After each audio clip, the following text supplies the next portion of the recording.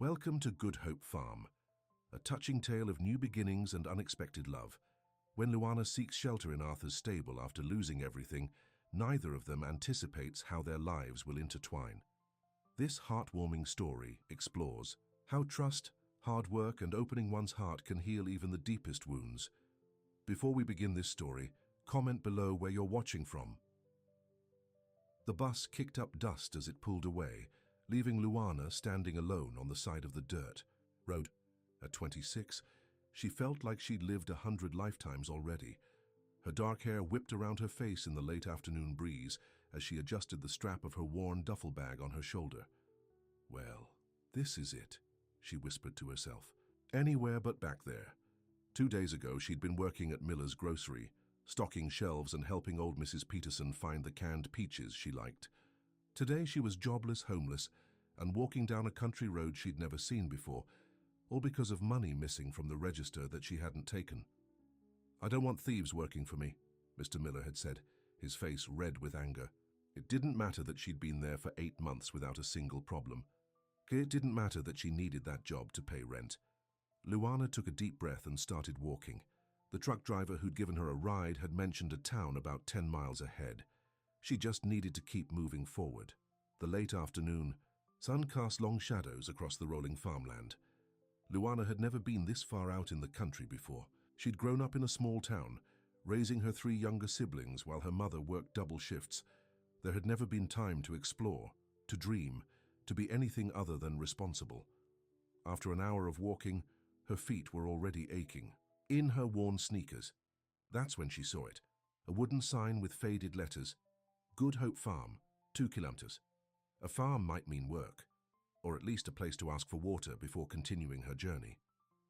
Luana turned onto the dirt road, hope flickering. Faintly in her chest for the first time that day, the path seemed to stretch on forever. By the time the farmhouse came into view, the sun was setting, painting the sky in brilliant oranges and pinks. The house sat on a small hill, white, 2-story, with a wide porch wrapping around it. Several outbuildings dotted the property, and beyond them fields stretched as far as she could see. Luana's heart beat faster as she approached. She climbed the steps to the porch and knocked on the door. No answer. She knocked again, louder this time. "Hello? Is anyone home?" she called. Out. Nothing but the gentle sound of wind rustling through nearby trees answered her.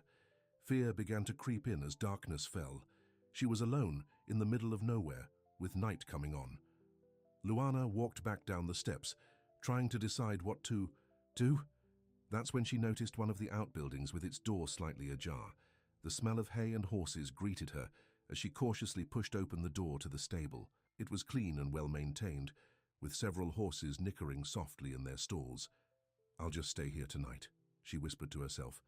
"I'll leave at first light before anyone knows I was here." She found an empty stall with fresh hay in the corner. After making sure no one was around, Luana spread her jacket over the hay to make a makeshift bed. She placed her duffel bag against the wall, then curled up, hugging it close to her chest. The day's exhaustion washed over her, and despite the strange surroundings, sleep came quickly. Arthur Harrison sat at his kitchen table reviewing the farm's accounts.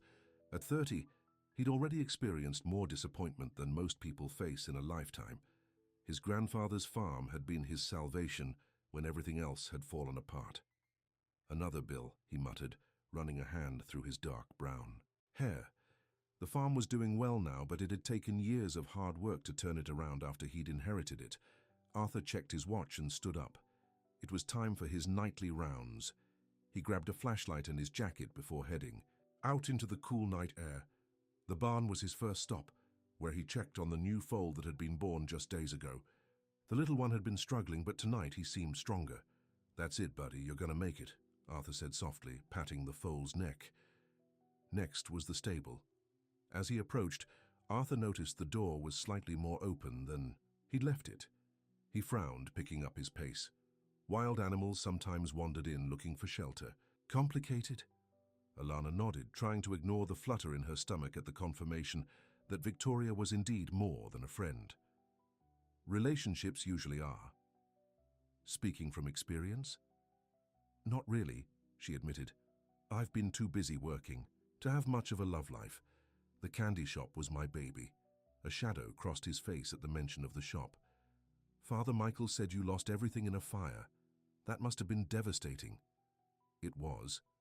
She traced a pattern on the kitchen counter. 3 years of my life gone overnight, and then my father died the same week. I'm sorry. Don't be, we weren't close. He left when I was 16, never looked back. Mateus was quiet for a moment. My father wasn't around much either. Always traveling for business, leaving Uncle Roberto to run things here. When he did visit, it was just to criticize how everything was being managed. Is he still alive? Yes. Living in Europe with wife number 3. Sends birthday cards sometimes.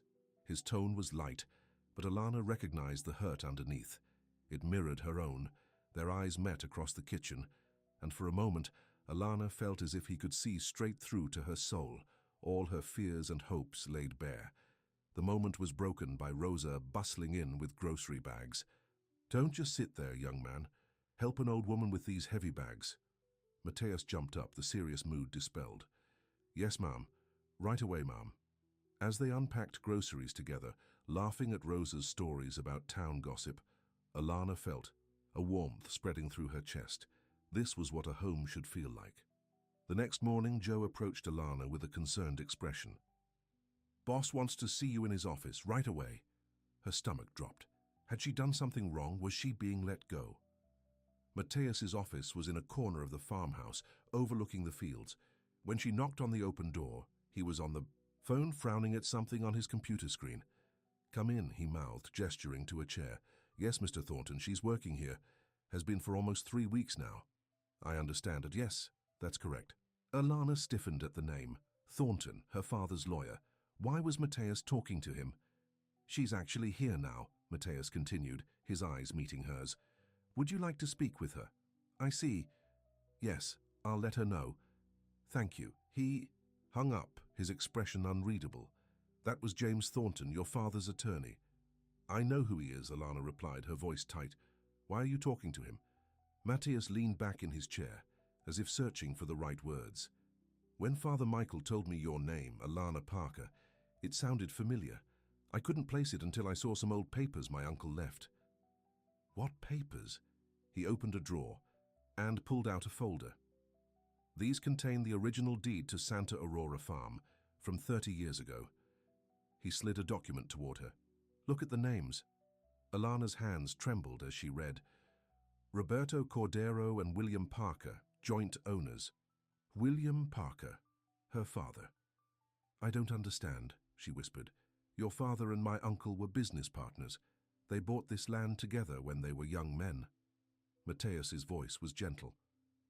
Your father sold his half to my uncle 23 years ago after my mother died, Alana finished, the pieces falling into place.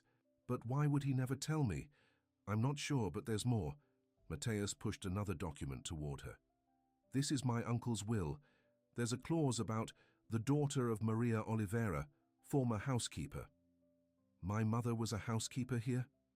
The revelation hit Alana like a physical blow. But her name was Maria Parker. Oliveira was her maiden name. According to Rosa, who's worked here forever, your mother and father met when he came to visit his investment. She worked in this house. My aunt and uncle loved her like family. Alana tried to process this flood of information. All those years growing up in the city, never knowing her family had a connection to this place. What does the will say about me?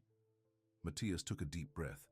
My uncle set aside a parcel of land, 50 acres on the east side, including the old cottage and orchard. He left it to Maria's daughter, if she could ever be found. The room seemed to spin. Are you saying part of Santa Aurora, rightfully, belongs to you, Alana, has all along? She stared at him, searching for any sign of deception. How long have you known this? I suspected when I first heard your name. I confirmed it last week during my trip. That says something about character. Luana didn't know how to respond. No one had ever offered her a job based on character before. I can clean, she offered, and I learn fast. Arthur nodded. Room upstairs hasn't been used in years, but it's clean. Bathroom down the hall. Stay as long as you need work. Luana wanted to refuse, to say she didn't need charity, But the truth was, she had nowhere else to go, less than $40 to her name, and no plan beyond walking to the next town. "Thank you," she said finally. "I'll work hard." "Don't doubt it," Arthur replied, rising from the table. "Finish eating. I'll show you around after." When he left the kitchen, Luana let out a shaky breath. She didn't understand why this stranger was being kind to her, but right now she didn't have the luxury of questioning it. For the first time in days, Luana felt something besides fear, a tiny spark of hope that maybe, just maybe, things might work out. Outside, Arthur leaned against the porch railing, wondering what had possessed him to invite a complete stranger to stay. He'd spent years keeping people at a distance, protecting himself from disappointment and betrayal, yet something about the woman sleeping in his stable had broken through defenses he thought were impenetrable. Just temporary, he told himself, firmly. Just until she finds her feet. But deep down, in a place he rarely acknowledged anymore, something had already shifted. Arthur just didn't know it yet. Days turned into weeks at Good Hope Farm. Luana quickly fell into the rhythm of farm life, waking before dawn to help with morning chores. She proved to be a hard worker, tackling each task with quiet determination. Arthur showed her how to feed the horses, explaining each animal's quirks and preferences. She organized the feed bins by color, red for morning feed, blue for evening, a system that made the ranch hands' jobs easier. "Nobody ever thought to do that before," Arthur said one morning, watching as Luana labeled the last container. She shrugged. "My mom worked at a nursing home. I used to help her organize medications by time of day. Same idea." Arthur nodded, impressed by her practical thinking. "You're good at seeing what needs to be done." It was a simple comment, but Luana felt a warm glow of pride. All her life, she'd been the reliable one, the responsible one, but rarely had anyone actually noticed. By the end of the first month, Luana had made herself essential to the farm's daily operations. She kept the main house spotless, prepared simple but hearty meals, and even started a small vegetable garden behind the kitchen. One evening, while Luana was washing dishes after dinner, she heard music coming from the front porch. The sound of a guitar played softly but skillfully. She dried her hands and moved quietly to the window, peering out. Arthur sat in a rocking chair, his fingers moving across the strings of an old guitar. His eyes were closed, his expression more peaceful than she'd ever seen it. Luana stood transfixed, afraid to move and break the spell. The melody was bittersweet, full of longing. When it ended, Arthur opened his eyes and stared out at the darkening fields, unaware of her watching. Luana slipped back to the kitchen, feeling as though she'd glimpsed something private, a side of Arthur he kept hidden from the world. The next morning, Arthur found Luana in the stable, brushing down his favorite mare, Willow. "You've got away with her," he said. "Usually takes her time warming up to strangers." Luana smiled, continuing the gentle strokes of the brush. "We understand each other, I think. She's careful who she trusts." Arthur leaned against the stall door. "Smart horse." A comfortable silence fell between them as Luana finished grooming the mare. These quiet moments had become more frequent, spaces where words weren't needed, where they simply existed in each other's presence. "My grandfather built this farm from nothing," Arthur said suddenly. "Left it to me when he passed 5 years ago." Luana looked up, surprised by the personal disclosure. Arthur rarely spoke about his past. "You've done a good job with it," she said. Arthur shrugged, almost lost it at first. Had a partner who wanted to sell the land to developers, said I was wasting my time trying to make it work. Luana set down the brush. "What happened?" "Bought her out. Put everything I had into saving this place." His voice hardened. "Learned my lesson about trusting people who only see dollar signs." Before Luana could respond, one of the ranch hands called for Arthur from outside. With a nod, he left the stable, leaving Luana to wonder about the pain behind his words. That evening at dinner, Arthur seemed distant, lost in thought. Luana wanted to ask about his former partner, but held back. Their arrangement was clear. She worked for room and board, nothing more. His past wasn't her business. "I made apple pie," she said instead, hoping to lift his mood. From the trees in the south orchard, Arthur looked up from his plate. "You didn't have to do that." I wanted to, Luana replied simply. You've been kind to me. It's the least I can do. As she served the pie, their fingers brushed briefly. Luana felt a sudden jolt, like static electricity, and nearly dropped the plate. Arthur's eyes met hers for a moment before he looked away.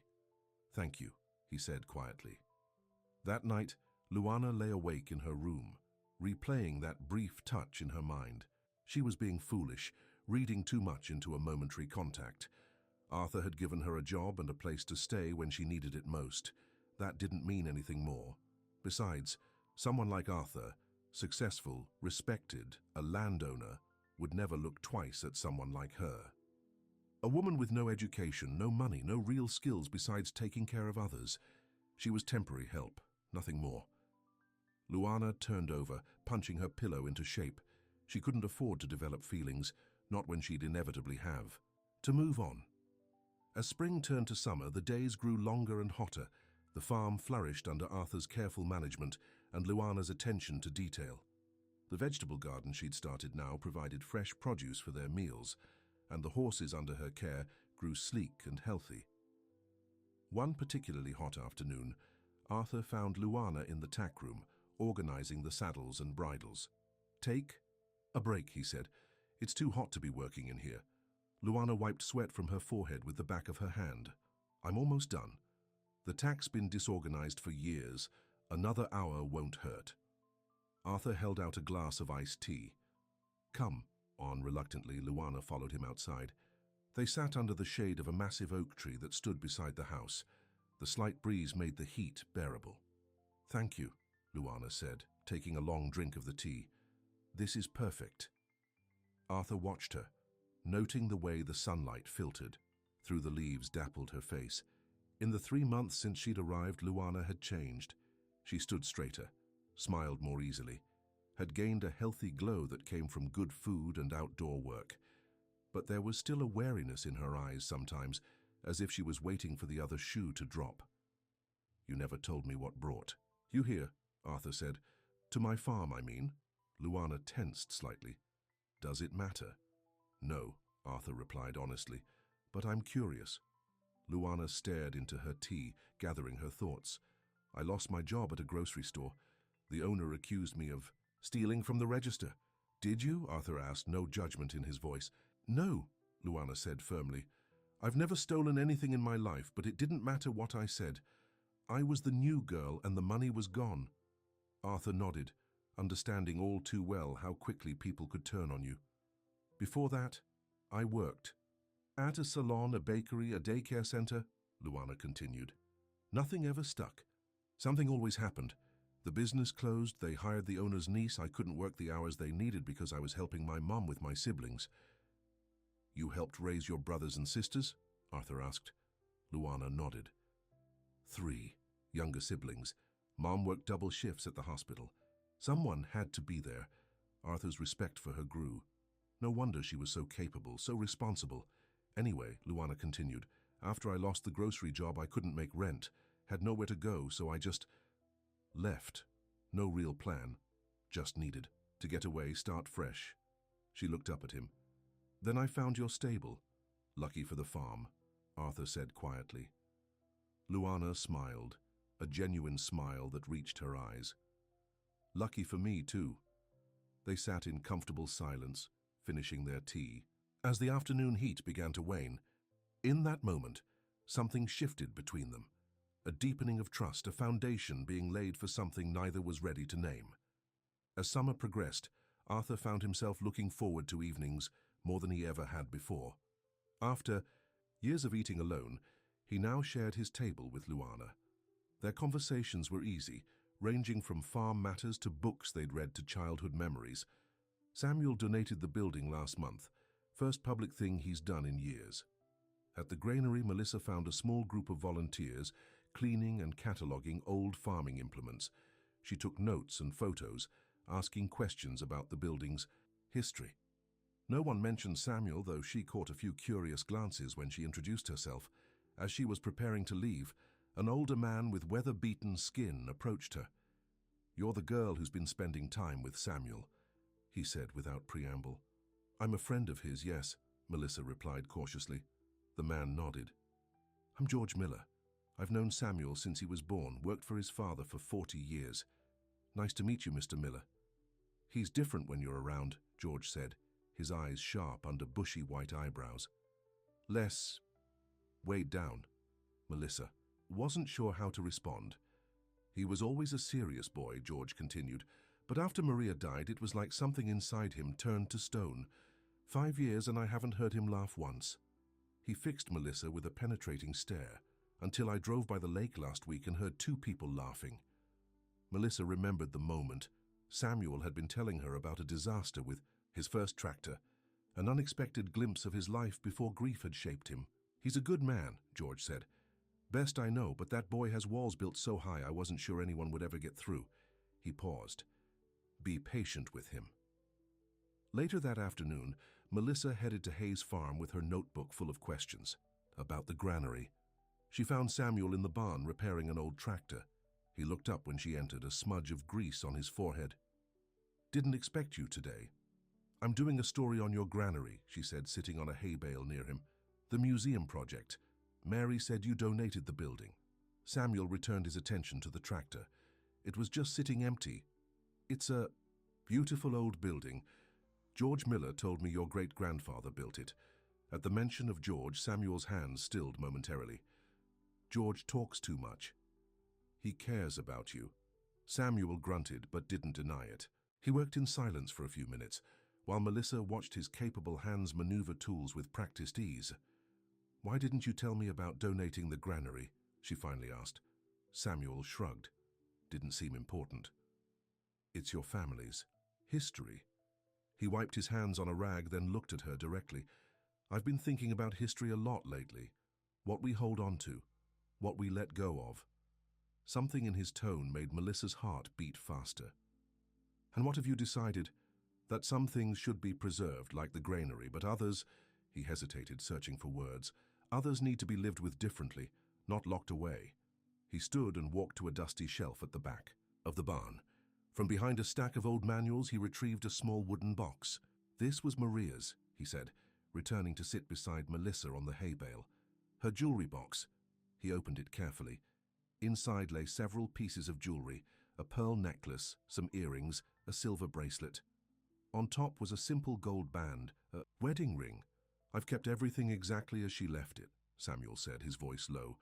Her clothes in the closet, her books on the shelves, her shampoo in the shower. He touched the wedding ring gently. Even this? Melissa held her breath, sensing the importance of this moment. George's wife, Eleanor, died last year, Samuel continued. Cancer. They were married 52 years. I asked him how he was managing. His voice caught slightly. He said, something I can't stop thinking about. What was it? Melissa asked softly. He said, I carry Eleanor with me, not behind me. Samuel looked up, his eyes meeting Melissa's. I think I've been doing it wrong all these years. Melissa reached out and covered his hand with hers. There's no wrong way to grieve, Samuel. But there is a wrong way to live, he replied. And hiding from everything, everyone, that's wrong. He closed the jewelry box and set it aside. Then, in a movement that seemed to require all his courage, he laced his fingers through Melissa's. Thank you, he said simply. For what? For showing up. Even when I didn't make it easy. They sat like that, hands intertwined. The afternoon sun, slanting through the barn windows, neither spoke, but something profound had been exchanged between them, a promise of possibility. That evening, Melissa didn't mention the jewelry box or the hand-holding when she told her mother about her day. Just supplies for the festival, Luana replied. I was thinking of making some apple pies to sell at the booth. Your grandfather's trees produced the best apples I've ever tasted. Arthur smiled, a sight that had become more common over the past months. He'd like that. He used to say there wasn't a problem in the world that couldn't be improved by a slice of good apple pie. Sounds like a man after my own heart, Luana said, then blushed slightly at her choice of words. Arthur didn't. Seemed to notice her discomfort. Come with me to town. We can get everything you need and I'll show you around. You haven't been off the farm since you arrived. Luana hesitated. The farm had become a sanctuary, a safe place. The idea of venturing into town, where people might ask questions, made her nervous. "I have a lot to do here," she said. Arthur studied her face. "The chores can wait. It'll do you good to see something besides these fields for a change." There was something in his voice, not quite an order, but more than a suggestion. Luana realized he was right. She'd been hiding out, using work as an excuse. "Okay," she agreed. "Let me change first." 30 minutes later, they were driving into Riverdale, the small town about 10 miles from the farm. It was a picturesque place with a main street lined with brick buildings, many dating back a century or more. "Not much has changed here in 50 years, Arthur explained as they parked in front of the general store. "That's why I like it." As they walked down the sidewalk, several people greeted Arthur warmly. He introduced Luana simply as the new farm manager, which made her heart swell with unexpected pride. No one questioned her presence or gave her suspicious looks. Here Arthur's word was enough. They visited the general store, the feed supplier, and a small bakery where Arthur insisted Luana try their famous cinnamon rolls. As they sat at a small table by the window, Luana felt a strange sense of normalcy, as if outings like this were a regular part of their lives together. "Arthur Harrison, is that you hiding in the corner?" came a woman's voice. Luana looked up to see an elegantly dressed woman approaching their table. She was around Arthur's. Age, blonde, and wearing more jewelry than Luana had ever owned in her life. Arthur's posture stiffened. "Hello, Diane." Luana's heart sank. So this was Diane, the woman who had nearly taken everything from him. "It's been ages since you've come to town," Diane said, her eyes flickering to Luana with barely concealed curiosity. "Aren't you going to introduce me to your friend?" "Luana Martinez, my farm manager," Arthur said, his voice noticeably cooler. "Luana, this is Diane Walters." "Farm manager?" Diane repeated, raising an eyebrow. "My, how things change. You always said you'd never trust anyone else to help run the place." Luana extended her hand, determined to be polite despite the woman's condescending tone. "Nice to meet you." Diane shook her hand briefly. "So, will we see you at the Harvest Festival? I'm on the planning committee this year." "We'll have a booth," Arthur replied. "Honey, cider, and Luana's making pies." "Howdy quaint," Diane said with a smile that didn't reach her eyes. "The festival's become quite upscale since you last attended. The new development has brought in a lot of wealthy weekenders from the city. My husband's company is sponsoring the wine-tasting tent." Arthur's jaw tightened. "Sounds fancy." "It is," Diane agreed. "But I'm sure your little farm booth will be charming." She glanced at her watch. "Must run. Board meeting at the bank. Lovely to meet you, Laura." "Luana," Arthur corrected. But Diane was already walking away, her heels clicking on the hardwood floor. A tense silence fell over their table. Luana picked at her cinnamon roll, no longer hungry.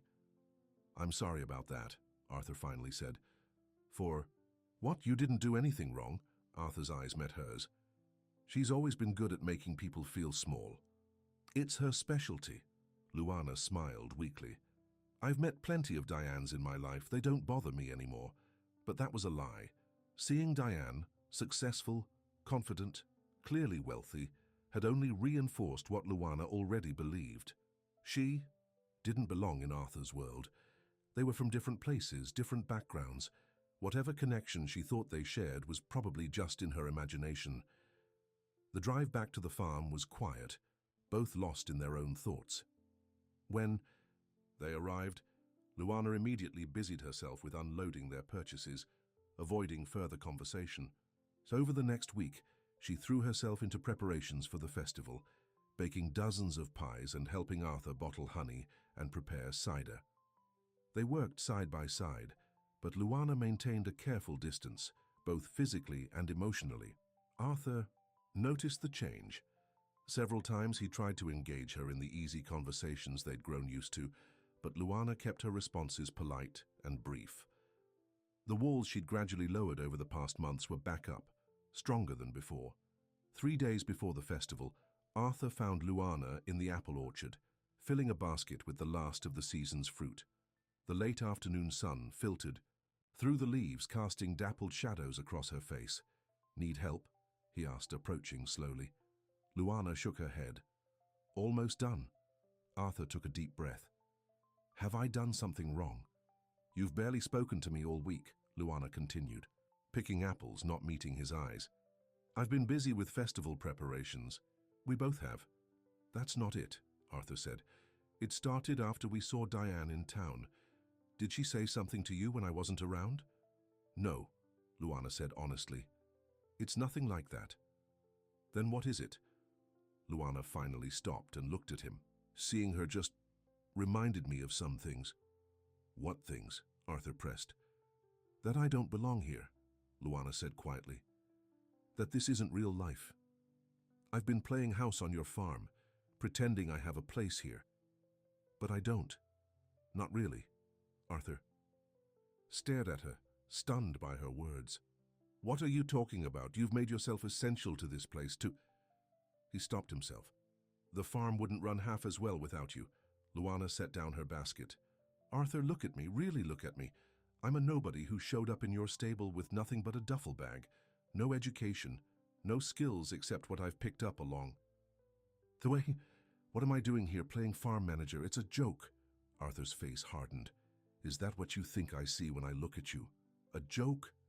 I don't know what you see, Luana admitted. But meeting Diane showed me what you should have in your life. Someone successful, someone who fits into your world. Diane nearly destroyed everything I care about, Arthur said sharply. Is that what you think I want? No, but there is... No but, Arthur interrupted. Diane may have all the trappings of success, but she doesn't know the meaning of loyalty or hard work or integrity. You have more value in your little finger than she has in her entire body. Luana was stunned by his vehemence. You think you're nothing? Arthur continued, his voice intense. You came here with nothing but your character, and you've built a place for yourself through sheer determination and hard work. Do you have any idea how rare that is? How special? Tears pricked at Luana's eyes. No one had ever defended her this way, had ever seen value in her beyond what she could do for them. I should go, she said, her voice wobbling. Before the festival. It would be better. Better for who? Arthur demanded. For both of us, Luana insisted. You don't need me. You ran this farm just fine before I came along. Arthur stepped closer, his eyes never leaving hers. That's where you're wrong, Luana. I didn't know how much I needed you until you were here. The words hung between them, heavy with meaning. For a moment, neither spoke. Then Arthur shook his head. If you want to leave, I won't stop you. But don't do it because you think you don't belong here. This farm has never felt more right than it has since you arrived. He turned and walked away, leaving Luana alone in the orchard, his words echoing in her mind. The day of the harvest festival dawned bright and clear. Luana had barely slept, Arthur's words playing over and over in her head all night. She still wasn't sure what to do, but she knew she couldn't leave before the festival. Not after all the work they'd put into their booth. They loaded Arthur's truck in silence. The tension between them was palpable, but neither seemed ready to break it. The sea. Town Square was transformed when they arrived. Colorful banners hung from lampposts, and booths lined the perimeter. In the center, a large tent had been set up for the wine tasting Diane had mentioned, as they set up their booth, arranging jars of honey, jugs of cider, and Luana's carefully. Baked pies, several of the local farmers stopped by to greet Arthur and meet Luana. Their warmth and genuine interest in the farm made Luana feel welcome in a way Diane never could. By mid-morning, the festival was in full swing. Their booth proved popular, with a steady stream of customers. Arthur handled the honey sales while Luana served cider and slices of pie. Despite the unresolved tension, they worked well together, moving around each other with an easy familiarity. Born of months of shared routines, around noon Diane appeared at their booth, arm in arm with a tall, distinguished-looking man Luana assumed was her husband. Arthur, your booth looks wonderful, Diane exclaimed with exaggerated enthusiasm. So rustic. We're farmers, Diane, Arthur replied evenly. Rustic is what we do. Diane's husband extended his hand. Richard Walters, you must be Arthur Harrison. Diane's told me all about you. Arthur shook his hand briefly. I'm sure she has. Your cider's been getting rave reviews, Richard continued, seemingly oblivious to the undercurrents. We'd like to feature it at the wine tasting." "It's not for sale," Arthur said flatly. Richard looked surprised.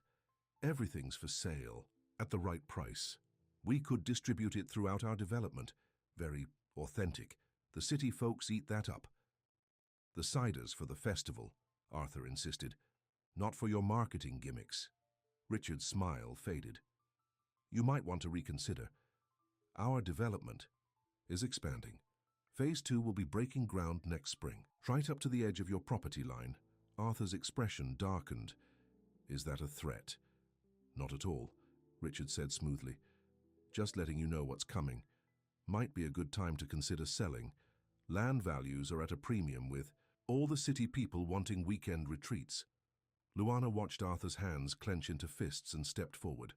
"Would you like to try a slice of apple pie?" she asked Richard, deliberately changing the subject.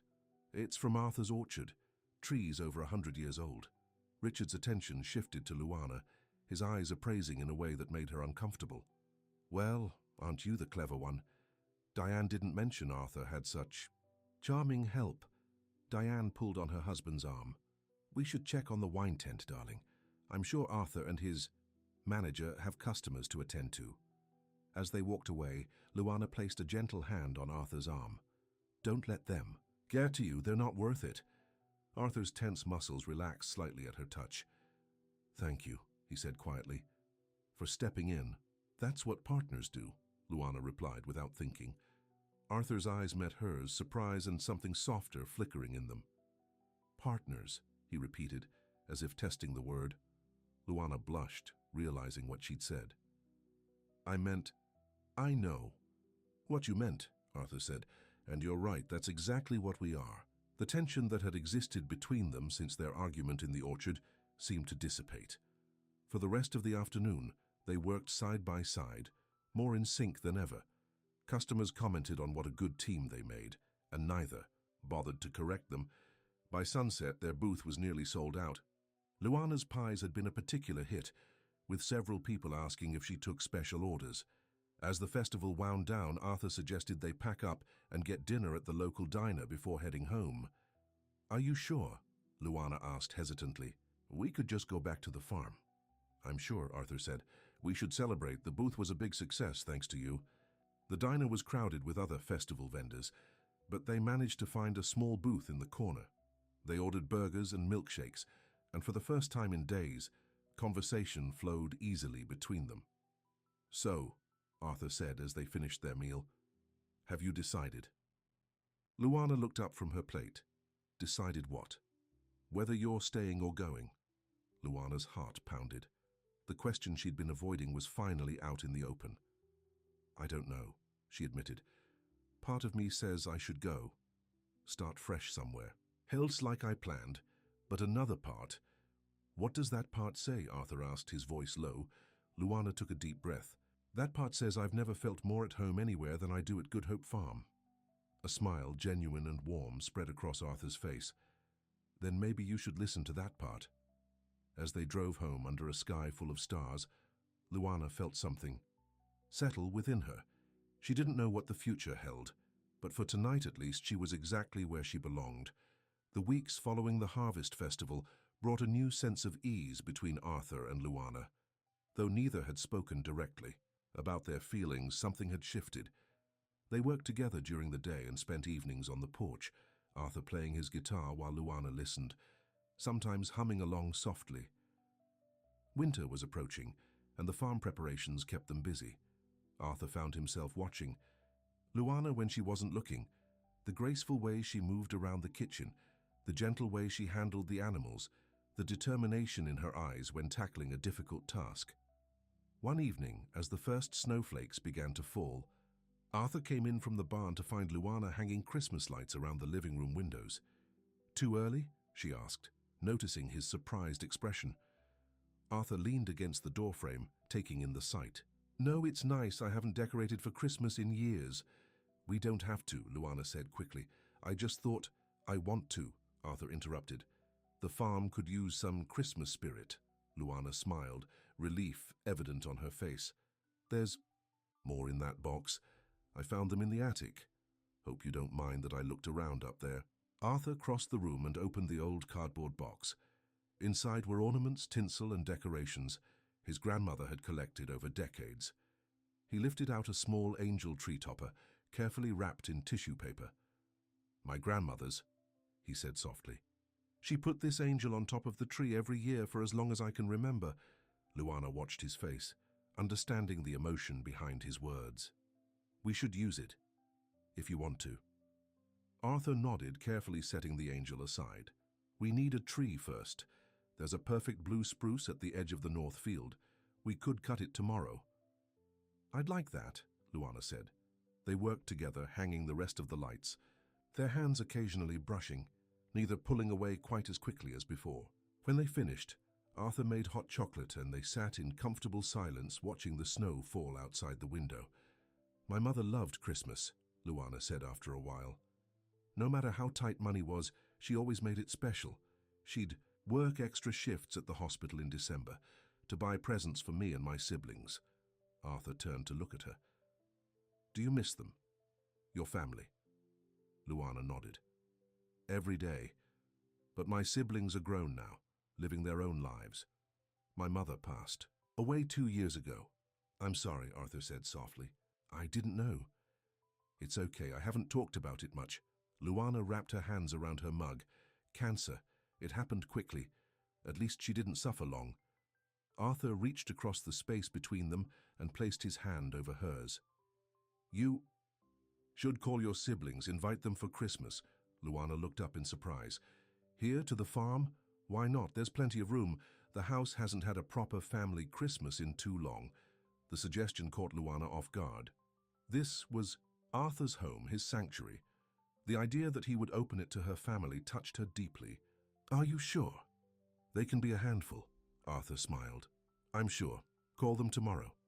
The next day, Arthur and Luana cut down the spruce and set it up in the living room. The scent of fresh pine filled the house as they decorated it with the ornaments from the attic. When they finished, Arthur lifted Luana up so she could place the angel on top. As he set her down, his hands lingered at her waist.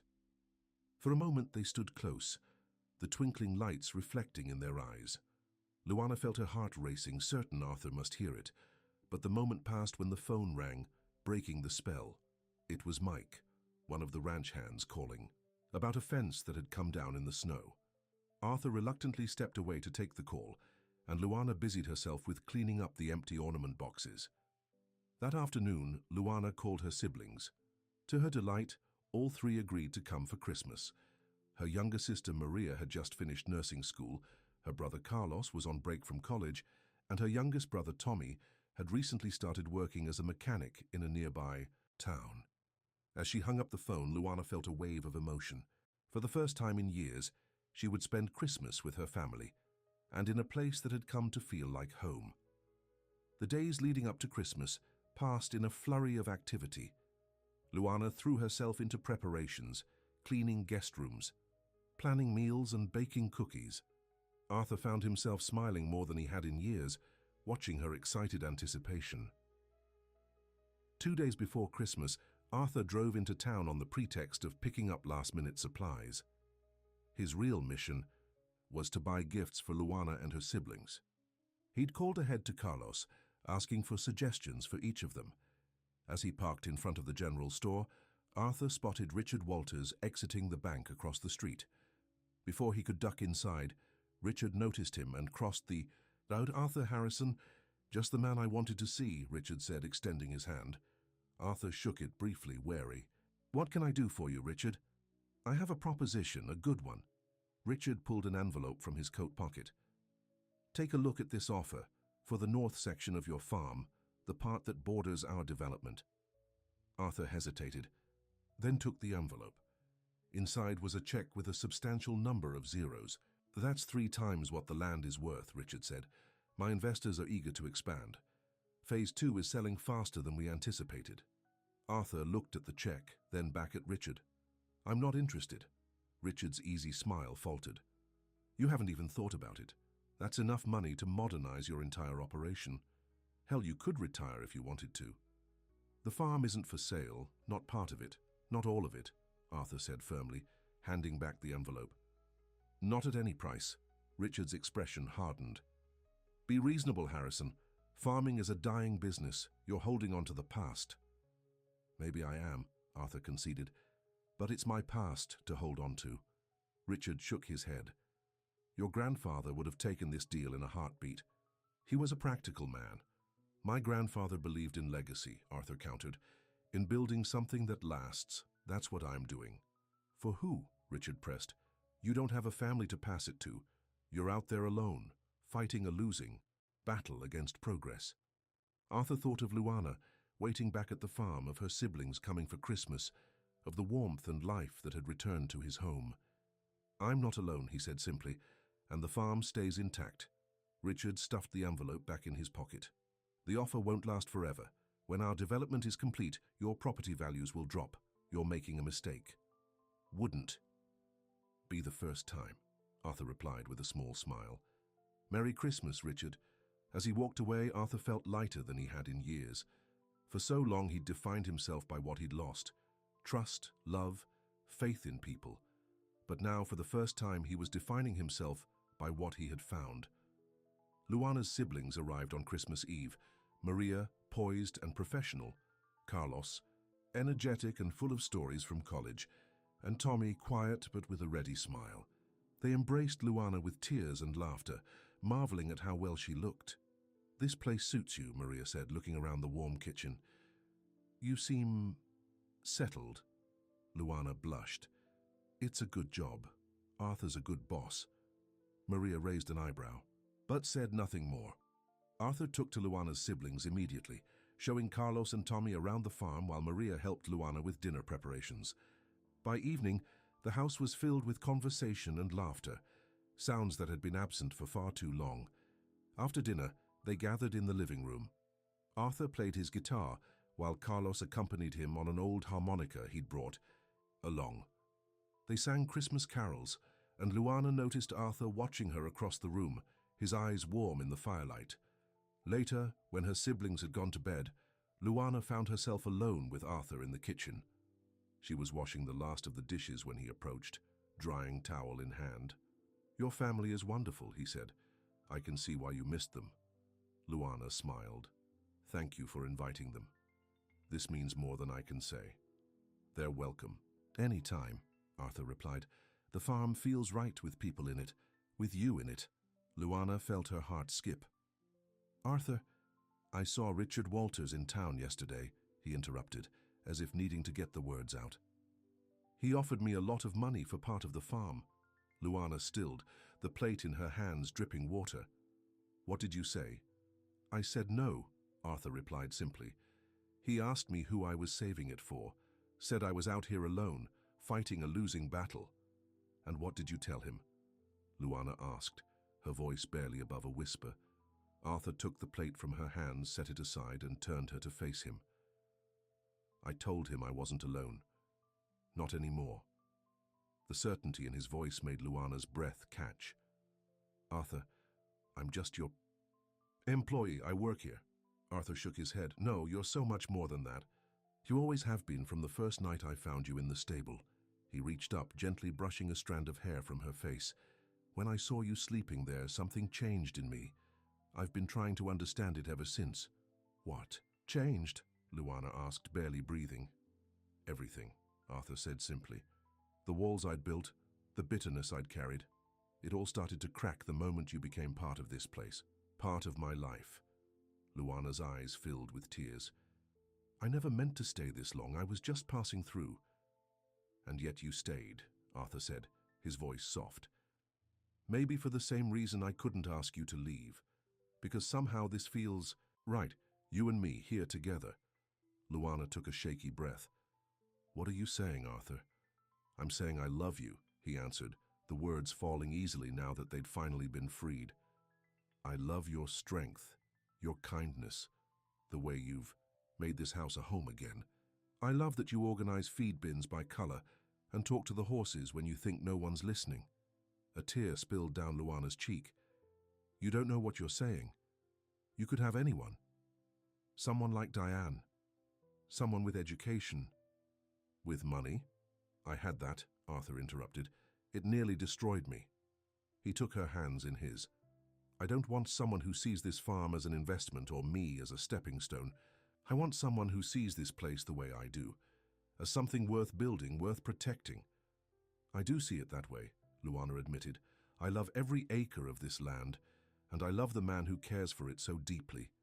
The words slipped out before she could stop them, but once spoken, she didn't want to take them back. It was the truth, a truth she'd been hiding even from herself. Arthur's face lit up with a smile that took her breath away. Slowly, giving her every chance to pull away, he leaned forward and kissed her. It was gentle at first, tentative, but when Luana responded, it deepened into something more certain. When they finally parted, Arthur rested his forehead against hers. "Stay," he whispered, "not as my employee, as my partner, in every way." You sure?" Luana asked, still afraid to believe this was real. "What if you change your mind?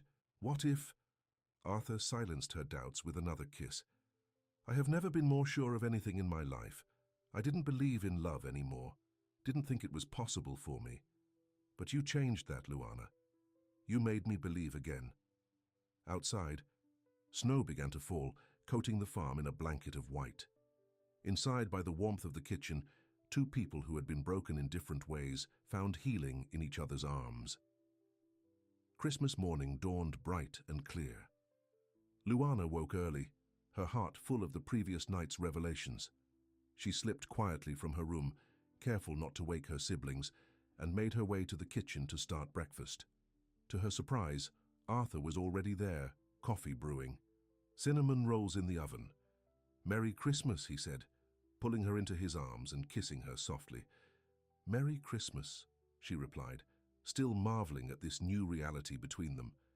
They worked side by side, preparing breakfast, moving around, each other with the easy familiarity of people who had found their rhythm together. When Luana's siblings came downstairs, they exchanged knowing smiles at the sight of Arthur's arm around Luana's waist. After breakfast, they gathered around the tree to exchange gifts. Arthur had surprised everyone with thoughtful presents: a stethoscope for Maria, books for Carlos, and quality tools for Tommy. For Luana, he'd found a beautiful leather-bound journal. "For all the stories you have yet to tell," he said as she opened it. Luana had little money for gifts, but she'd put her heart into making something for each person. Knitted scarves for her brothers, a shawl for Maria, and for Arthur, a quilt she'd secretly been working on for weeks, made from scraps of fabric she'd found around the farm. "It's a memory quilt," she explained as he unfolded it. "Each piece has a story. This is from the shirt you wore when we fixed the barn roof. This is from the curtains in the kitchen. This is from the blanket in the stable." Arthur ran his fingers over the quilt, visibly moved. "It's perfect," he said. "Just like you." As the day wore on, filled with food, games, and conversation, Luana watched Arthur with her family. He fit with them, laughed with them, made them feel welcome. This was what a home felt like, not just a place but people who belonged together. What makes this collection revolutionary isn't just its aesthetic beauty, but its fundamental rethinking of fashion's purpose. These aren't garments created for runways or red carpets.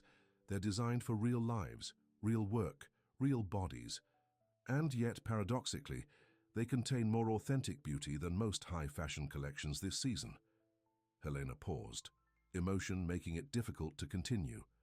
Caio gently took the magazine from her hands, picking up where she left off. The journey from disgraced city designer to rural fashion pioneer wasn't planned, Mendez admits. "I came to the valley to escape," she tells me over coffee at her godmother's farmhouse. "But instead I found my true purpose. These people, this land, they taught me what really matters in design: function, durability, and a beauty that comes from authenticity rather than artificial standards." That philosophy is evident in every piece of her collection. A harvester's dress with cleverly placed pockets and reinforced knees allows for movement and comfort during long workdays. A beekeeper's jacket honors generations of craft while adding modern safety features. Each garment tells a story of collaboration between designer and wearer, city innovation and rural wisdom. Mendez credits much of her transformation to the valley itself, and particularly to local farmer Caio Santos, whose sustainable agricultural practices mirror her approach to ethical fashion. Caio taught me that true success isn't measured by magazine covers or industry acclaim, she says. It's measured by how your work serves the community, how it honors the land. Caio's voice softened on these lines, his eyes meeting Helena's with quiet pride. Patricia took the magazine next, continuing the article. The fashion industry has much to learn from Mendes's unlikely revolution. In an era of fast fashion and environmental devastation, her community-based approach offers a sustainable alternative. By producing locally, using traditional techniques, and designing for longevity rather than trends, she has created a model that is both economically viable and ecologically responsible. Plans are already underway for workshops to teach young people the textile traditions of their region, ensuring these skills aren't lost to modernization. A small storefront in the valley town will sell Mendes's designs directly to customers, with profits supporting local artisans. 6 months ago, I wrote a scathing review of Helena Mendes's runway show, calling her vision a farm fantasy disconnected from fashion reality. I was wrong. What I failed to see then, what the entire industry failed to see, was that Mendes wasn't rejecting fashion. She was evolving it, pushing it toward a more inclusive, sustainable, and authentic future. As the sun sets over Vale, silencioso, painting the fields gold and silhouetting the mountains, I watch Mendes walking hand in hand with Santos along a dirt path. She looks nothing like the nervous designer I met in Sao Paulo, with her simple clothes and earth under her fingernails. Yet she has never looked more at home, more certain, more queenly. Perhaps that's the greatest lesson of Helena Mendes's journey. Sometimes true royalty means having the courage to build your own kingdom, far from the courts and castles where others expected you to reign. The three of them stood in silence. For a moment after Patricia finished reading, the words settling around them like gentle rain. "He got it right," Helena finally said, wiping away tears. "He really understood what we're trying to do here." Caio put his arm around her shoulders, pulling her close. "Of course he did. It's impossible to miss when you see it through your eyes." Patricia beamed at them both. "I always knew you were special, Helena. From the time you were a little girl visiting this farm, seeing beauty in the simplest things. Now the world will know it too." The rest of the day passed in a blur of excitement and planning. Helena's phone, so quiet for months, suddenly buzzed with messages from old friends and colleagues who had seen the article. Even a few of the designers who had criticized her show reached out with congratulations and questions about her new approach. By evening, Helena was emotionally exhausted, but deeply content. She and Caio sat on the porch swing at Patricia's house, watching fireflies emerge as darkness fell over the valley. "Are you happy with how the article turned out?" Caio asked, his fingers gently playing with her curls. "More than happy," Helena replied.